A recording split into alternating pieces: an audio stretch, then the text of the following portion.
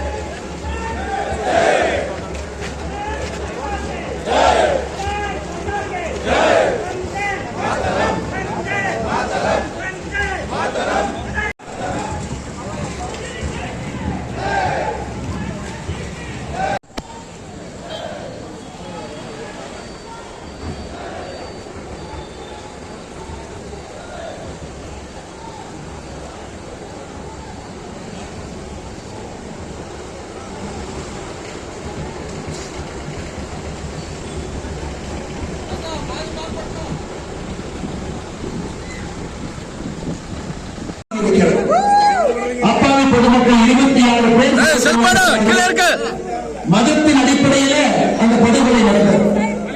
இந்தியாவில் இந்துக்களுக்கும் இஸ்லாமியர்களுக்கும் ஒரு விஷமத்தனத்தான் அந்த பிரச்சனை நாட்டுக்குள்ள பிரச்சனை தீவிரவாதிகளுடைய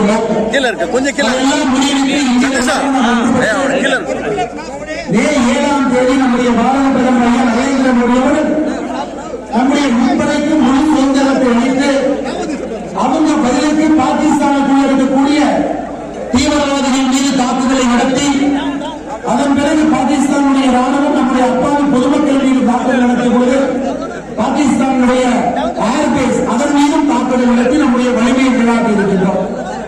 அங்கு சொன்னவரே இந்த உணர்வு எப்பொழுதும் இருக்க வேண்டும், எப்பொழுதும் நாம் தயார் நிலையில் இருக்க வேண்டும். காரணம் ஒவ்வொரு வித்தியாசமான ஒரு பகுதி நிலையம்.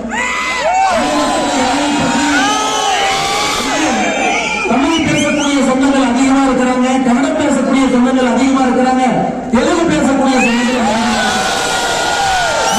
மாநிலத்தினுடைய எல்லையில தமிழகத்திற்குள்ள ஒரு மிக முக்கிய பரப்பு வாழ்ந்தது. எல்லா தரப்பட்ட மக்களையும் ஒருங்கிணைத்து இந்த தேர்வு நடந்து கொண்டிருக்கிறது. ஆனால் இன்னொரு நாளுக்கு நம்ம நிறைய பேசலாம் ஐயா. மலையை பொறுத்துக் கொண்டு நின்று கொண்டிருக்கக்கூடிய சகோதரிகளை யோசிச்சு பாருங்க. மலையை நின்று கொண்டிருக்கிறார்கள் பொறுமையாக.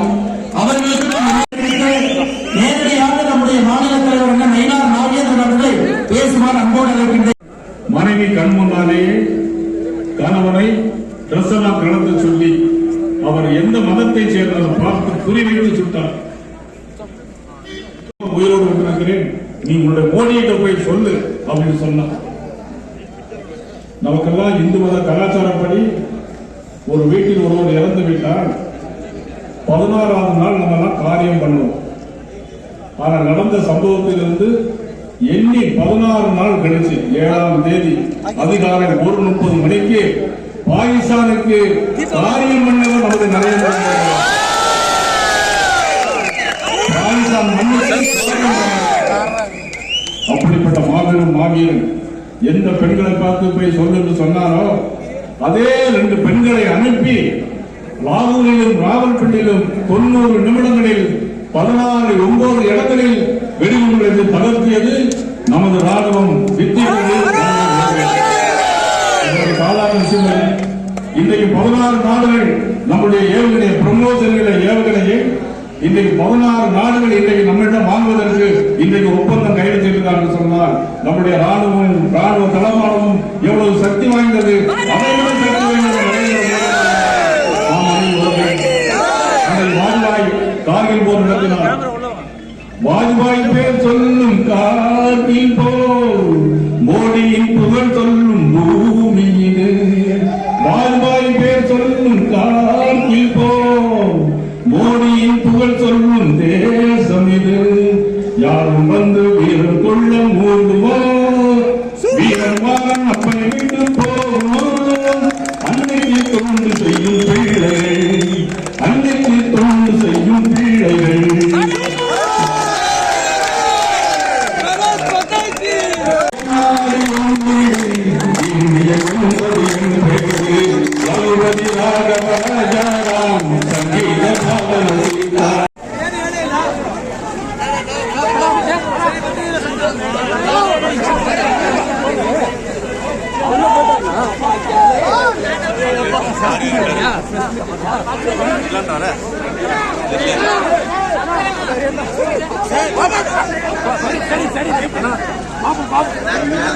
சரி